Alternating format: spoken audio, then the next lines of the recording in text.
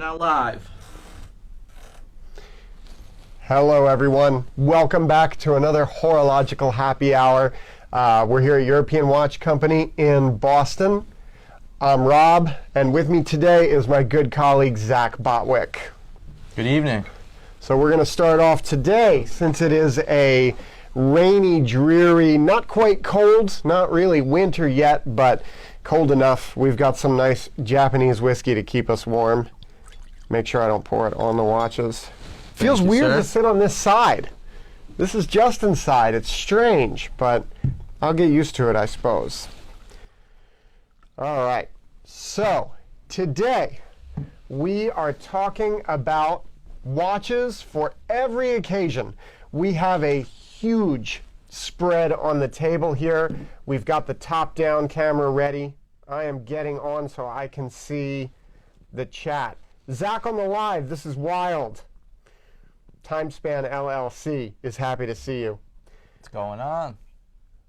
Thanks for Hey, coming Robin earlier. Gucci, our good friend from Weiss and Goldring is on, admiring your fine duds, I'm sure. Sartori Costanja, shout out to our good colleague and friend Ted at Weiss and Goldring. All right, so we are going to talk about occasions and watches for occasions, because we get a lot of calls here at the store of people who are like, man, I'm thinking about, I'm getting married and I'm thinking about this, or I'm wondering about this, or can I wear this with a tuxedo? Can I wear this black tie? Would you wear that? All these different kind of things. So we threw together a short list of a couple of occasions and life events that happen, and then some of the things we would go to for that. So our list is a wedding. And in this case, we're thinking yours. I've been married for a little while here, but young Zack is just about to get married, so it's a prescient topic for Hannah, him. if you're watching, which you may or may not be, I promise we are going to get married. And yeah, I'll be talking about the watch that I'll be wearing. And then we're going to talk about business environment. So business casual, business formal. We wear a suit and tie every day here at the store, so we're pretty used to watches that go with that. And then we thought with the upcoming New Year's, we would talk about New Year's Eve, whether that's a casual party or a black tie formal affair. So let's start it off with wedding. I think that makes sense since you're about to get married. Sure. So what are your picks for a wedding watch? So it's currently on the wrist. This will be the wedding watch, which is the reason why I got it, honestly. This is a Patek Philippe 3919J. Basically just the perfect dress watch. Ultra thin, super crisp, easy to read dial. Move that up into the middle. There you go. How about that? And J is yellow gold for Yellow those of you gold. playing the home game. So coming from the French for yellow, the J in the reference means that it's yellow gold. Classic hobnail bezel. I love the white dial with the Romans, the leaf-shaped hands. I feel like this stuff's coming back in fashion a lot now. Super classic. And I like that idea, of doing something that's really classic, really timeless, because ideally, if you're going to have a watch that you wear when you get married, you want to keep that for a while, right? Sure. So you don't want to go for something that's like too modern or like too much of the moment, in my opinion. Sure. I'd want to go for something more like that, which is why in that same kind of vein, I went with this. This dial is incredible. So this is a Paddock 5124. Go down, go down, go down. There we go. This one in white gold with, it's not really a salmon dial. It's more of like a gold or a champagne dial, which I think is really cool. I love the breguets, and I love the Art Deco nature of the case. Yes. I'm all about non-round watches, and so I really like how this one, you have these nice kind of stepped lugs to it, and if you flip it over, this actually has a square movement. A lot of round watches, or a lot of square watches, have round movements in them. So my Paddock Trapeze is a square watch with a round movement, so you don't get a display back. But in the case of this piece, you do, which I think is really, it's really nice. Nothing off the shelf with this one. No, and discontinued now. This is no longer in the catalog. They don't have any men's gondolas there, so I'm actually wondering if there's going to be some kind of reboot. Resurgence, yeah. Yeah, well, a reboot of that thing, you know, like same thing. They took away the manual line Calatravas. They brought out the new 6119s. So I don't know. I'm curious to see kind of what happens Producer there. Craig, could you get us a cloth, please? So we also thought about this in terms of like different price points. So why don't we move to your next price point? So like if you were gonna kind of move up from the $39.19, you're getting married. What are you going with? Sure. So I chose just a standard yellow gold date 41. I mean, standard. You know, like there's not much standard about that, in my opinion. That's true.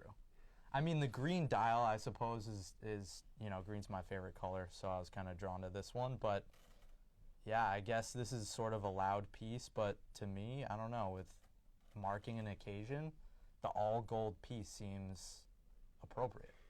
You know, I've always thought it was funny. You can switch it back. I've always thought it was funny that the date is actually like not the most desirable watch from Rolex. No, it's because not at all. Shouldn't the president, you know, we call this watch the president. I think it was Johnson, right, who wore one, and so it became known as the Rolex president, and we still call it the president bracelet to this day. But like the watch that's known as the president, I would think should be the pinnacle of the collection, and I think Rolex positions it that way, but to everybody else it's the Daytona.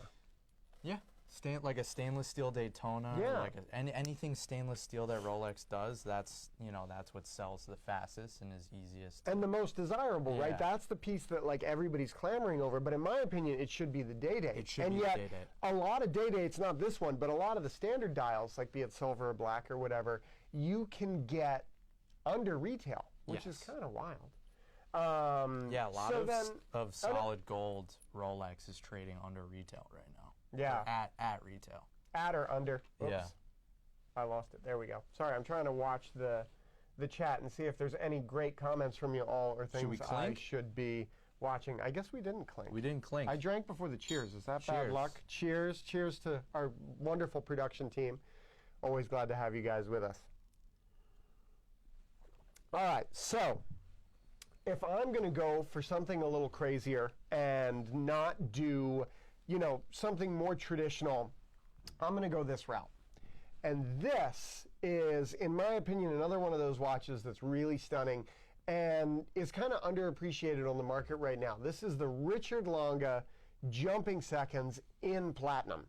Limited to only 100 pieces, I think. You'll see on the back if you can look, Zach, and let me know. But a very cool piece and a very like Longa piece at that. Definitely. You know, it has that kind of austere German look to it. It has an incredible movement. Flip that over and maybe give it a couple cranks. Absolutely amazing. Using a remontoire to create a deadbeat second, and the seconds hand is the biggest feature. You're not supposed to clink drinks? Sorry. W.M. McCarthy 086. That's why the first not? that's the first I've heard of that. Tell us Why why. should you not clink? Do share. We were careful. We didn't chip the crystal. Excuse me. So now you can see that big jumping seconds hand, and they did it in blued steel, which I think is really nice. Platinum Longa, also you get a rhodium finish on the dial, so it's a little bit darker than their standard silver dials. To me, it'd be an awesome watch to wear with either a suit or a tuxedo. So Really? Yeah, why? You wouldn't wear that with a tux? I think it's a little thick. The Longa kind of has these broad But shoulders. this is not bad for Longa. I mean, Yeah, it's that's not true. The Saxo. it's not like a Saxonia thin, but if I were to put this on my wrist, I you get- know, that's still going to go under I know the cuff. Justin wouldn't like it as a dress watch. I don't Well, think. but he's not here, so he has no opinion at That's the true. moment. I wonder if he's watching. Oh, Jeff says clink rocks. Like if we had ice. If we had ice. Yeah, I don't know. I like it. I think it's very cool. It is big. It's broad. But it's big with a purpose. Like, it doesn't overwhelm the wrist, which is really nice. So I like that. So that would be my wedding watch. I want to see some people in the comments. What did you get married in? What would you get married in? When I got married, I was a broke musician. But I did go with a non-round watch. So I was actually wearing... I can't even think of the brand. It might have been like a Bulova, but it was like a square, kind of tank-shaped, black dial. Very classic, very clean, because I was wearing a black suit. Didn't wear a tux because as a musician, that's like work clothes. Right. Now it's festive, but back then it was like, I'm not wearing work clothes for my wedding. And we know what you're wearing for your wedding. Yes. Yeah, which I think is a great choice because it is a watch that you could own forever and Your ever. entire life. Amen. Yeah, which Timeless. is really good. Question. Sure. Question from the story. We have rose or yellow gold 5970. So 5970 is an interesting watch. We've gone off topic, but we'll go with it. Oh, and something from Jeff. We'll come back to you, Jeff. 5970 is a really interesting watch because traditionally with Paddock, yellow gold is the biggest production. And they make yellow gold for the longest span of time. But with 5970, not thinking about the platinum, just the yellow, the rose, and the white gold, yellow gold was the fewest number produced. Really? Yeah. Right? It's Didn't know weird. that. It doesn't make sense. And for whatever reason, even though it's the rarest one, it doesn't command the biggest premium. I think it should. And I love a yellow gold Paddock. Like when I did my 3940, I was very deliberate in wanting yellow gold. I chose yellow gold for the 3919. It was between this and the rose, which is more rare, I guess. And Right, and the rose will get a bigger premium, but you can put it under. It looks like he's got a split screen for us. The rose will get a bigger premium, but the yellow, to me, that yellow gold black strap Paddock, It's no matter perfect. what it is, complicated, simple, it's the best, man. Perfect. If I was buying a repeater, that's the way I'd want it. If I was buying like a 3974 or something absurd like that, yellow gold, black strap, silver dial, done. Right? Done. Right. Yeah, black strap. So I like that. I like that choice a lot. So for me, it'd be yellow gold, 100% all the way yellow gold. But I think it's also a matter of taste, and it's a matter of skin tone. Some people find that yellow gold ends up standing out a lot. Some people think rose blends in better. It really depends, and vice versa. We have a comment from JRF. Yes. 75. Round 2 marriage is to be determined on the wife, but want a platinum Daytona. Platinum Daytona. That's interesting. Where was that? I saw his comment, but now I've lost It was it. up a little bit. Why platinum Daytona? Yeah. That's an interesting one too, because like so many people will say, I can't find it. So many people will say you shouldn't wear like a sport watch like that with, there it is. But wife wants a platinum Daytona. So the wife wants it. So actually, To be determined. right, Wife. but if the wife wants to wear, no, Round two, second not marriage. that the second marriage is to be determined. I thought to be determined on who the wife was. Hold on, go back up. We got another one. So if a woman with a platinum Daytona, to me, would be so boss. I think that's awesome. Super heavy, yeah. You'd have to have some guns, but I love that idea. I think that'd look great and like kind of loose, like a bracelet. Yeah, it'd be very rakish. I like it. Mr. Valdez, I think you can't go wrong with any of those. Cartier. Read the questions. Read the questions. So would you consider a Santos medium white dial, Jubilee fluted slate Datejust 41, or Reverso as a wedding watch? Undecided. I mean, my first thought is the Reverso as the wedding watch, but I think Cartier as a brand, you're not going to go wrong there. Yeah. And the new then- Santos are so classy. Like they're thinner. Yeah. You can get the medium, which is a little bit smaller size, which is nice. Because for a while, the Santos had become this really big, oversized The thing. Santos 100 was way too big for my liking. Yeah, for a wedding watch. It was a different time, right? That Yeah. was when like you couldn't buy a Panerai at retail because everybody was charging over for Panerai. Big Pilot was the thing. So I totally get it. But for me, the new ones are super classy. They'd be great. And that'd be cool whether it's like a formal wedding, tux, or a suit, or if it's like a casual wedding and you're wearing like, Sure. you know, a khaki suit or seersucker or something, that would work. And you could put the leather strap on it too. Right, and same thing with a Reverso. All of those would totally work, and I think all of them would be a solid choice in terms of a watch that's going to be timeless and would last forever. For sure. David, I think we might have lost that camera. So, that's really good. So some good wedding watch stuff in there. It's so weird. I don't see the questions here, but they're coming through on the screen, so we just have to make sure that any questions get paused on the screen there, because I'm not getting them on my phone. All right, so now we're talking about business and business attire and things like that. And obviously we're in this world where things are changing a lot. You know, a lot of formal business places have gone the other way. We have stayed with suits and ties, which I think is great. I like it. I like wearing a suit and tie every day. And there's a lot of people who say, like, what should you wear with a suit? What shouldn't you wear with a suit? I don't think anybody has the right to tell you what you should and should not wear, no matter what you're wearing. You know, our illustrious leader is actually in the room. Albert's in here wearing a Daytona with a suit. Why not, right? And it happens to be a vintage Daytona. But, you know, like, what's wrong with a sport watch with a suit or a sport watch with a tux? I think if it works and you pull it off, it works. Scroll for me. I want to see the question that came up. I missed it. It's actually my good friend Alex, I believe. He was asking take it. what's going on, Alex? Oh, wait. Watch? Here, Daytona Cam, and then we'll hit Alex. Lower. There you go. Yeah, not a bad Daytona.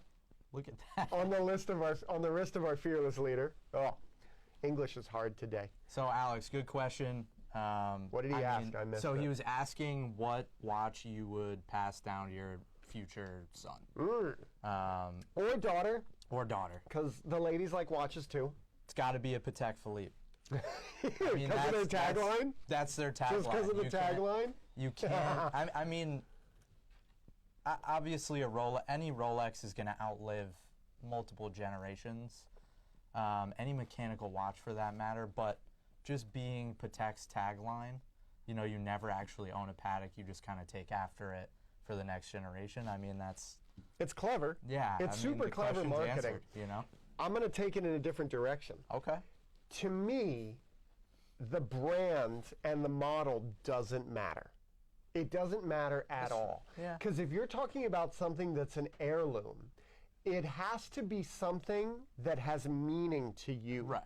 So, like, if it's, you know, I have a watch that belonged to my dad, and it's a lousy Movado quartz watch, right? It's gold-plated. It's not worth a cent.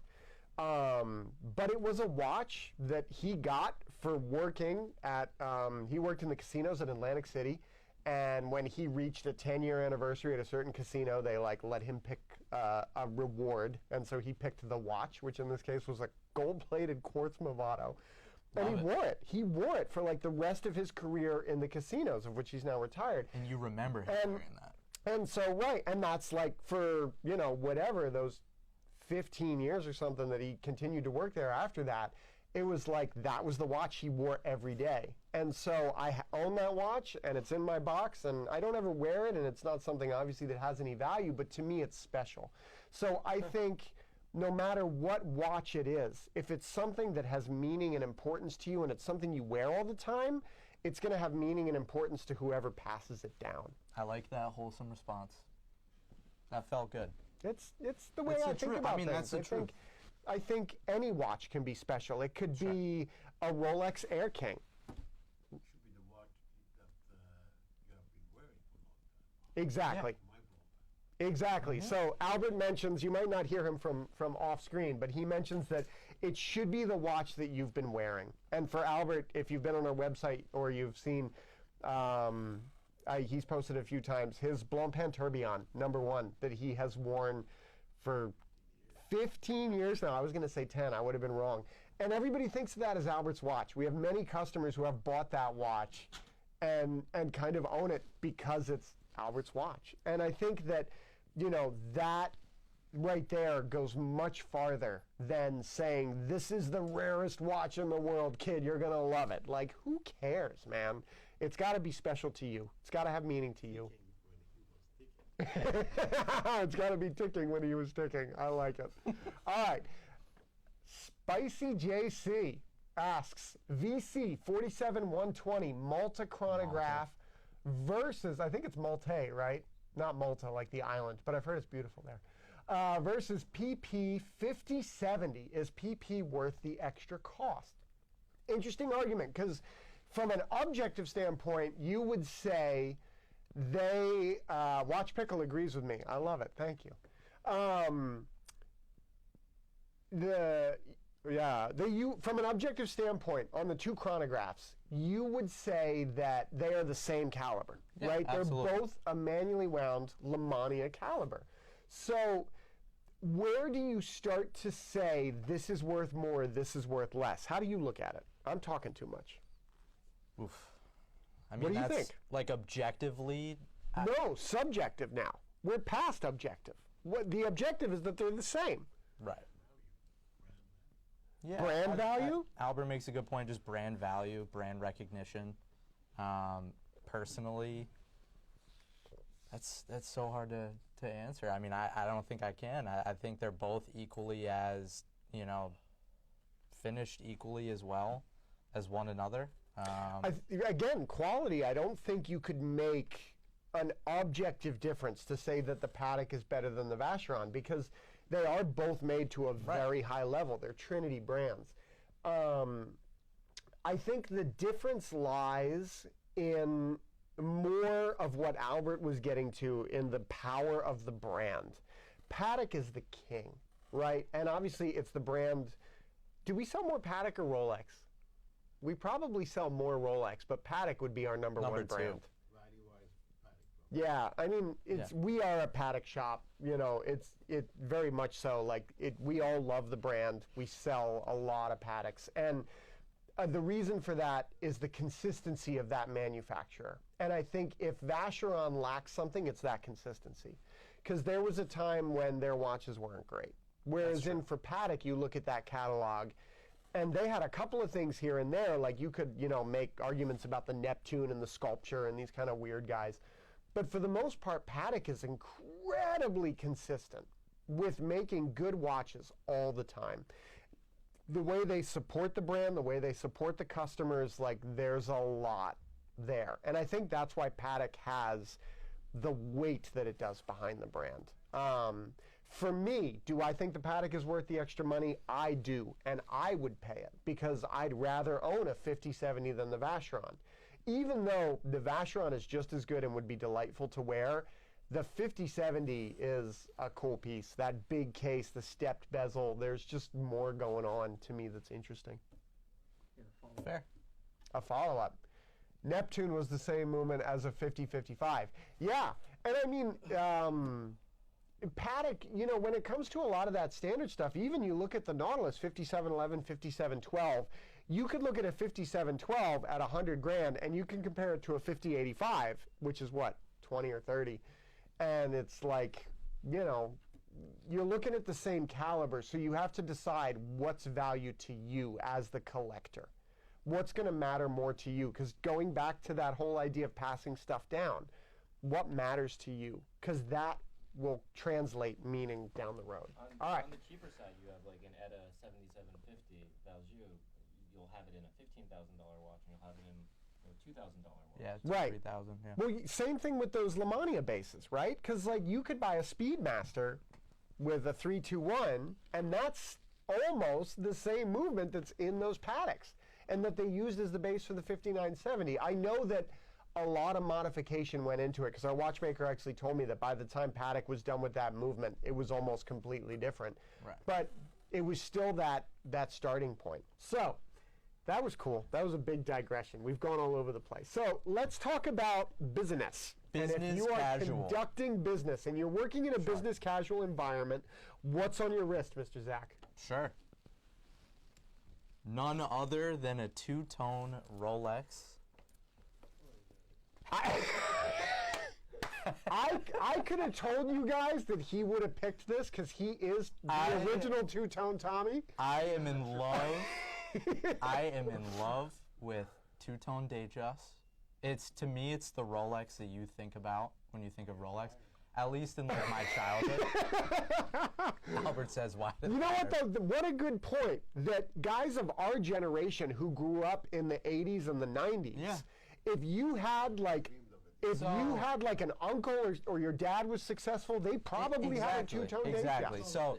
So like I used to work wedding, banquet functions and stuff like that, and you'd see these gentlemen, seemingly successful, wearing the two-tone Rolex Datejust, and to me, like that was the watch. Like, hey, they made it. They that made guy it. did something They right. have He's the got a Rolex. And like, wow, like to me, this is the watch that you think of when you think of a watch that's been passed down to a son or a daughter or something like that from their, successful parent who. And just to talk a little bit about this watch while they're looking at it. This is an Oyster The quartz. case on this is completely different. Not a lot of you may have seen Oyster quartz before because it's not a super common watch, but the case, the bracelet, it was a very unique design, and I think they were trying to. This was their answer to the Royal Oak. Well, and it's retrofuturism, right? This is what they thought the future would look like back in whatever, when were they making these, 80s?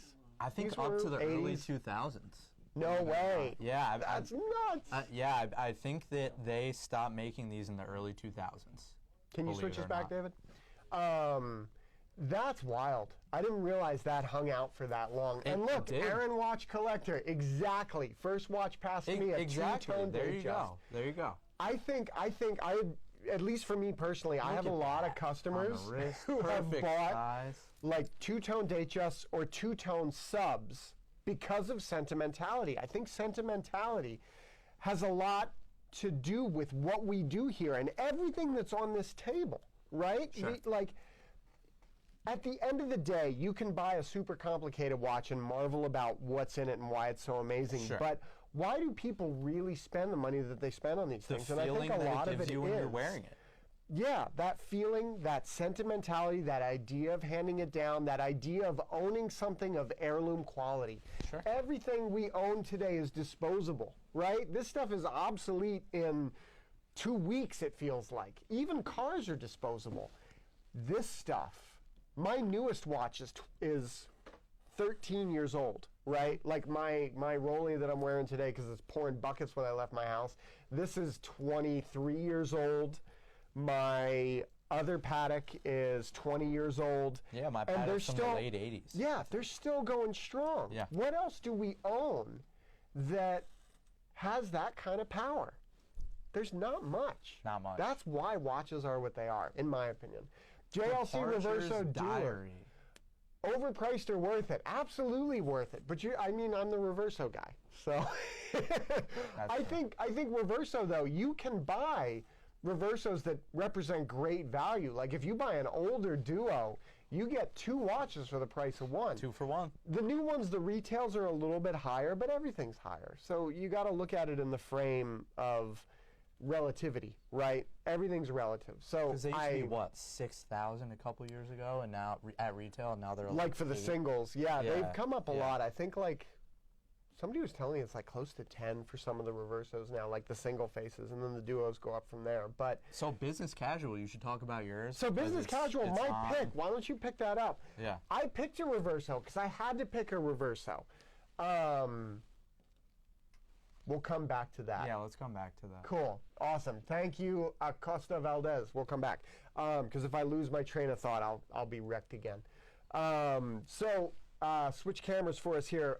This Reverso, I think I really like these new tribute series. I think they're super clean. They're super classy. I really like the fabric. textile strap The is textile, that's the amazing. word. The textile with the leather made by Casafagliano, it really suits this watch, which was a sport watch back in the day, right? And to me, super clean, super classy, use that cloth. But also, like, interesting. You know, people look at that and they're like, man, that's kind of different. That's kind of interesting. I don't know what that is, but it doesn't scream a lot. So, like, if you're in a workplace where you're wearing khakis and a polo or something like that, Reverso all day long, every day. I'd be completely See, I feel like happy. this would be a good wedding watch as well, though, because you can engrave the back of it. You could, you right. could do And then something you special have on to the back. keep it forever. And then you have Then to you keep can't it. trade it. You own it forever. But yeah, absolutely. I mean, ultimately, when I wore the cheap Bulova that I had, I wanted a Reverso. I wasn't there yet. So it was one of those things where it was like, I wanted that. What is your business casual watch?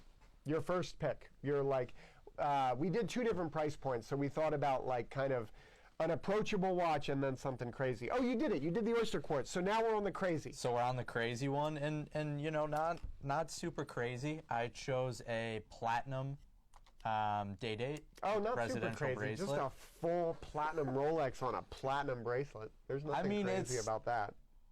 It's amazingly subtle.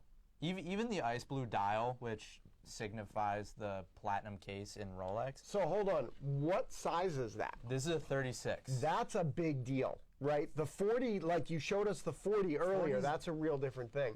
You got totally a a date different thing watch. too. You got a date just, you got a date thing. You're all about the two-tone Rolex, date just man. and a 36 date. I don't know. I'm into that like neo vintage era of Rolex. But I agree with you. This is not the fluted bezel. Makes it a lot louder with the smooth bezel. It For tones sure. it down. Also, this is a different ice blue than the big ones. It is. The big ones is much bolder. This to me is really subtle, and I really like it. Rolex in DC 36 is a real gentleman watch. Of course, I totally agree. I think you can wear in 40 and still act like a gentleman. I'm not going to say you can't, but I'm with you. 36 Explorer all the way. And I mean, 36 just Datejust. kind of on the wrist, like from across the room, nobody knows this is platinum, really. I mean, this could be a stainless steel watch, and to me, that's kind the of stealth wealth idea, the right? stealth wealth The idea. stealth way. To me, is cool. And Rolex that's- in DC said it's not a Glacier, but it actually is. It's just the old school. This is, I think they were making this like early 2000s This is or early something, because this 2000s, is a 116, 116206. So this is the older reference, older movement, and it's slick. And turn it over, show us the clasp. I love the that. hidden clasps. With just, Oh, Center. there we go. The hidden clasp with just a little coronet there, the smooth bracelet all the way around. I love it. I Yeah. kind of wish they bring the Super Jubilee back. I was showing one today. Social I love it. Media Dial X asked, does anyone make a reversible watch but with a circular dial? Beauvais does some weird stuff like that, right? They do like some convertible things. I'm trying to think. I can't think of anything. Does David Thune do anything? Yeah, I was gonna say Debethune. Do they make something? That wouldn't surprise me because the whole modular lugs and everything, I could see them doing something kind of wild like that. What about that Piaget with the?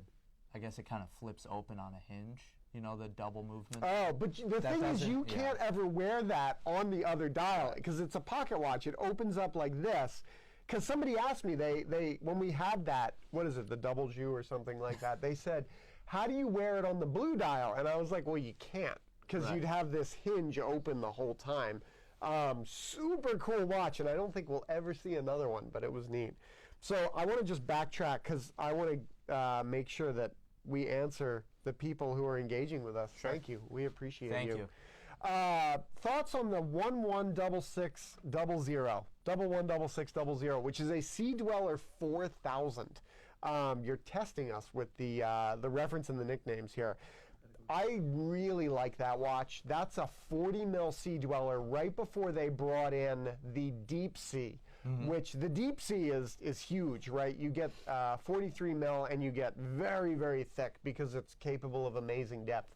To me, that becomes a little less wearable, but I really, really like the Sea Dweller 4000. Great It's watch. a great size. I think it's actually a matte dial. It's one of the few modern Rolex that have a matte dial on it, which is very cool. And I Did like not the know little that. bup all the way around the bezel. So quintessential, no, that has to be a sub. But a very strong contender if you want like a no Cyclops Rolex dive Yeah. piece and something only produced for a couple years. I like In it. a sea of submariners, the Sea Dweller is kind of neat. And then Ewolikoff, maybe. Which current Reverso tribute do you like the best? Duo, Seconds, or the Moonface calendar? Moonface calendar, is that on this table? I don't think Did you so. call that one? No. Oh, I thought somebody did. The Moonface calendar is a cool watch. For me, it's too big. It's too big. I I don't dig the moon. I don't know, when you add too many complications to the Reverso. So I owned a, Zack brought us the biggest Rolex dive watch there ever was. We might as well show it because we finally got one of these guys. But we're just doing a battery change and then we'll do it. So this is so outrageous. When I got my Reverso, I was very much going back and forth between an older duo face, and then I was looking at one of the old school 8 days with the big date, which you don't see that often. But that's a killer watch with a lot of watchmaking in it, but it becomes a lot bigger. And for me, you lose the beauty and the elegance of a Reverso when you start getting into the really big ones. But I also wear smaller stuff. So hold on, let's take a moment to look at this watch in comparison to my 3919. Which is the size of the dial. No, I don't want to touch the watch. I know some folks would not like that, so. Put it on the wrist. Yeah, you got to put it on your wrist. Okay. You got This to is put it what on your wrist. we call. Then you gotta put it on your ankle. While he's doing that, Aaron, watch collector, said Reverso has had great retention of value, and I think it has because it never got to the point. You see the side view. This man. is, ladies and gentlemen, this is a desk clock. What are you wearing? We never said anything. What are you wearing? Stop burying the lead. What is it? It's the Deep Sea Challenge. The Deep Sea Challenge. This is the Rolex Titanium. Deep Sea Challenge. And it still weighs 2 pounds. So what's cool about this too is Mammoth. that she thick for sure. Rolex introduced the titanium in their sports line here with this watch, right? This is titanium. This is fully titanium. This is only the Man. second fully titanium Rolex they've made. And what's cool about it is you're getting this brushed, which we don't see on any other Rolex sports Fully model. brushed. Fully brushed case aside from these chamfers here. Yeah. Which I also think is, it's interesting because Rolex kind of uses Tudor as their vintage sort of outlet. And these Oh, and they do chamfer like the years- fully titanium Pelagos with the bracelet and stuff. So they Yeah. have the tooling. Right. You also mentioned that even in titanium, it is still incredibly heavy. It's, see, I disagree. Oh, that's heavy. I Titanium? I personally think that the Platinum Daytona weighs pretty For the much 9-inch wrist. Yeah. That's a big dude. I would not fight that guy. Star knows where You it can is. use it as a hammer. Oh, you guys are on fire. I love it. Keep them coming. It's really cool. And you know what? I totally get that watch. Flip the camera.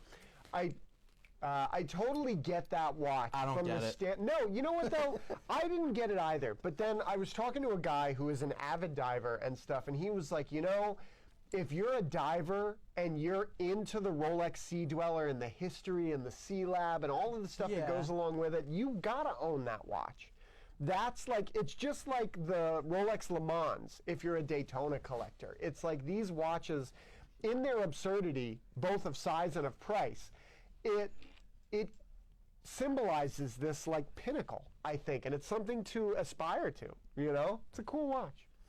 So, It's, in my opinion, it's a novelty, but oh man, the gentleman's driver, top 3 up-and-coming independents. I would love to talk about that, but we're already 40 minutes deep here, and we've barely gotten into this. I think You gotta do New Year's.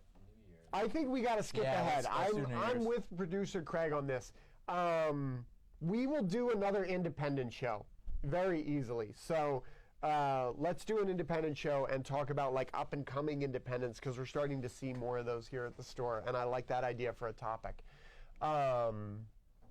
Skunkworks. so the next What is category Skunkworks? is New Year's Eve casual. Yes. So New Year's Eve is coming I up. found this to be a weird category because, like, what New Year's Eve party, if you go to New Year's Eve parties, is casual? I feel like it's a celebration, it's a loud event. Right, but it's not a black tie thing. So when I was a musician, every year I played the Harvard Club's New Year's Eve party, which is on the 40-some floor of a building down in the financial district. And that was, that was like a black tie, swanky to do. So I wanted to contrast, like, if you're going to a regular New Year's Eve party or any party, you know, maybe it's a Christmas party, maybe it's a Hanukkah party, but you're celebrating. What are you wearing when you're celebrating in a casual environment versus when you're celebrating in a tux? You know, Stainless steel, 36 millimeter, Rolex Explorer. Can confirm. This is it. I mean, this could be your dress watch, your sports watch, your casual watch, fancy watch. This kind of does it all. I've said if I had to sell them all, that's the watch I would keep. This is the watch, and I owned this before the 3919, and I do miss it and would love to own one again, but no, the Paddock's better. Makes sense. But as like a duo, I think it's a cool. Important moment. Yeah. Not the casual moment, even though it's casual setting. I like that. It's the important moment. I like that. So if you guys didn't hear, Albert was saying even though it's a casual setting, it's still an important moment. Business casual, I'll take that. Yeah. So Albert would go with saying the business casual. This would be his choice. Well, similar to your Platinum Day Date, it's a watch that you can wear. You can wear it in a lot of settings. People might look at it and say, "Whoa, that's a nice watch," but nobody's going to think you're like way over the top. That's right? True. Yeah. So the Perpetual is a good one, and I actually have that for mine as well. What did you pick? I don't know which way to go. I'm going to jump a little bit. Let's I'm going to just jump. Let's jump. So I was Da Vinci on the year 2000. I was thinking about that. Rolex. Albert wore an IWC Da Vinci when it went from 1999 to 2000 because that watch has a 4-digit year on it. And to watch that go from 99 to 2000, because you can only do it once. You can never reset those and go back and things like that. So that to me is why I actually picked this watch, which from there just looks black. This is the IWC Big Pilot Perpetual. Yeah, so David, my good friend David in California said New Year's party needs to be a perpetual calendar. I like Bulgari Octo Finissimo a lot. I'd get behind that. I don't know, Platinum Day Date is pretty over the top. It is, but in 36 it's chill. So the reason I picked this is because it has a 4-digit year.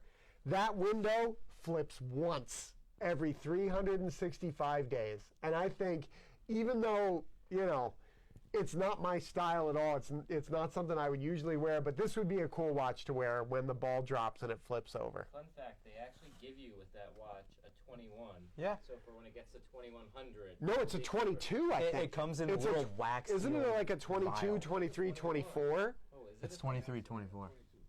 22? 22, 23, 24. So they're expecting this watch to be handed down to so many generations that in 300 years, you're still going to be wearing it. I love it. I think it's brilliant marketing, right? It's genius. Can't fit that on my wrist. Me neither. I've always admired the Big Pilot. The bracelet version to me is very interesting. I'm not sure if I like it yet. I haven't decided.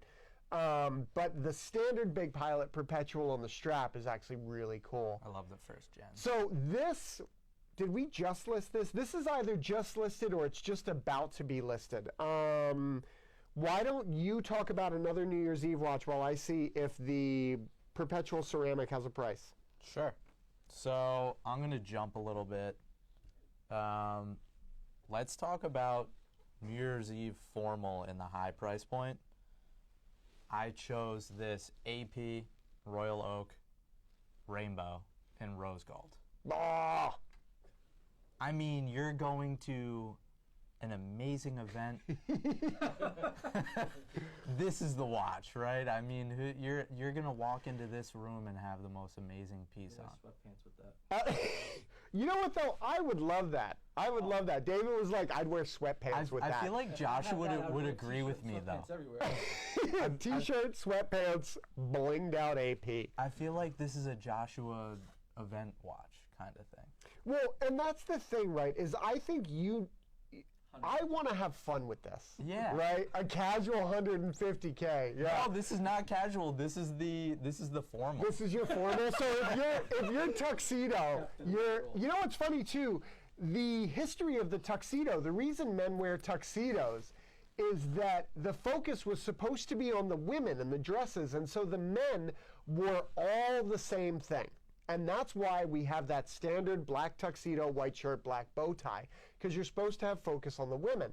So I love the idea of thinking, okay, I'm wearing this generic black penguin suit, but I am going to wear the most baller watch in the world. We got some haters in the chat here.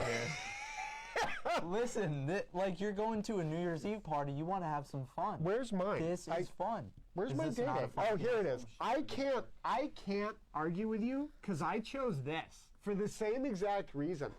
I would love to wear this with a tux. Pave dial day day. With a couple of sapphires, just in case. Just in case. Right? And this this is casual not enough this for you is guys? like half the price of that AP.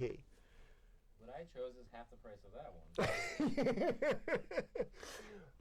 Maybe I should dial it back. So my first choice. Internal power, not external. Internal power versus Internal external. So my formal New Year's Eve party watch. My first choice was this Cartier Privé. Were you worried we were going to miss Justin? So Yeah. you had to put a Cartier on the stream Yeah. for all of you who might miss Justin. So This is Justin would be very happy that I chose this. I yeah, and that's the AV, right? That's the tank AV with the screws in the bezel, which is very cool. Yes. It's almost like if Cartier and AP had like a baby. It definitely says something. It does, and I'm here for whatever it says. Ooh, that Aaron watch collector and you are kind of there, man. Don't you like Rolex, the Florentine? the Florentine? No, I just think it's good. I mean, I do. It's good Yes, value. you do. Yes, you do. Yeah, you I do. If it was I do. two-tone, it'd be better. But you'll take it Actually, in all I gold. should have chosen the Tridor. That's what I've been telling him all night to go get it. Yeah. Did we list the Tridor? I don't know I if we don't know. listed Still that in yet. there. What's It's that? coming up soon. That's a crazy watch. So that was my high end. That was my high end. I also did pull out a Longa annual as well for that that New Year's, because again, to watch it go from December to January, you know, the perpetual, like you'll get, if it's a Paddock perpetual, you get the leap year changeover, which is cool. This would work as well. Again, thinking like if I was going to go classy versus ostentatious.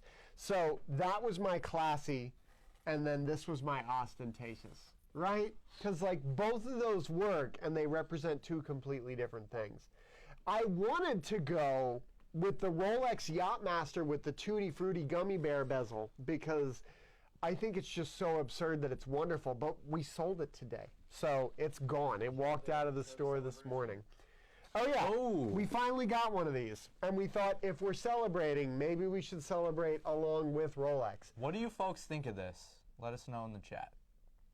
Longa wins. I have a Longa on the table, but actually I have two. I showed the jumping. I didn't show my business formal watch, but Are you a Longa guy?